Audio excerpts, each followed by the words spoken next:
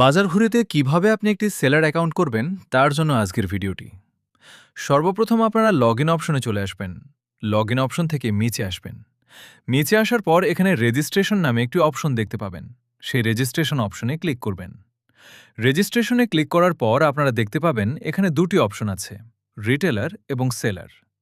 যেহেতু আপনি আপনার পণ্য বিক্রি করবেন তাই সেলার অ্যাকাউন্ট অপশনে ক্লিক করবেন। সেলার অ্যাকাউন্টে ক্লিক করার পর এখানে যেসব তথ্য চাওয়া হবে সেগুলো সঠিকভাবে পূরণ করে দিবেন। আমি আপনাদের বোঝার সুবিধার জন্য তথ্যগুলো পূরণ করে দেখাচ্ছি। সকল তথ্য দেওয়া হয়ে গেলে সুন্দরভাবে নিচে থাকা রেজিস্ট্রেশন বাটনে ক্লিক করে দিবেন। এখানে সব স্লাগ নামে একটি অপশন আছে, যেখানে আপনার দোকানের নামে একটি শর্ট নাম তৈরি হবে। চাইলে আপনি আপনার পছন্দ মতো নামও বসাতে পারবেন। আমি এখন রেজিস্ট্রেশন বাটনে ক্লিক করে দিলাম। রেজিস্ট্রেশন অপশনে ক্লিক করার পর আপনাদেরকে সরাসরি নিয়ে আসবে ড্যাশবোর্ডে। এই ড্যাশবোর্ডে আসা মানে হচ্ছে সেই সাইটে আপনার একটি ব্যক্তিগত অ্যাকাউন্ট তৈরি হয়ে গেছে, অর্থাৎ আপনার রেজিস্ট্রেশন সম্পন্ন হয়েছে এবং এখন আপনি একজন রেজিস্টার্ড ইউজার। এখন এখানে আপনি অর্ডার, নতুন অর্ডার, পেন্ডিং অর্ডার সহ বিভিন্ন অপশনে ক্লিক করতে পারবেন।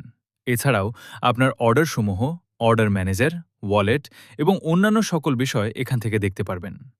এরপর যদি আবার ড্যাশবোর্ডে আসেন তাহলে দেখতে পারবেন নোটিফিকেশন বারে ১ লেখা রয়েছে। সেখানে ক্লিক করলে আপনি দেখতে পারবেন যে আপনার অ্যাকাউন্টটি বর্তমানে পেন্ডিং অবস্থায় আছে। এখন প্রশ্ন হচ্ছে, কেন পেন্ডিং? কারণ আপনার অ্যাকাউন্টটি এখনও ভেরিফাই হয়নি। অ্যাকাউন্ট ভেরিফাই করার জন্য আপনাকে আপনার আইডি কার্ডের সামনের অংশের ছবি, পেছনের অংশের ছবি এবং আপনার একটি ব্যক্তিগত ছবি আপলোড করতে হবে।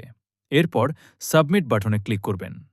সাবমিট করার পর সাইটের অ্যাডমিন বা সংশ্লিষ্ট টিম আপনার তথ্য যাচাই করে খুব দ্রুত আপনার অ্যাকাউন্টটি অ্যাপ্রুভ করে দেবে।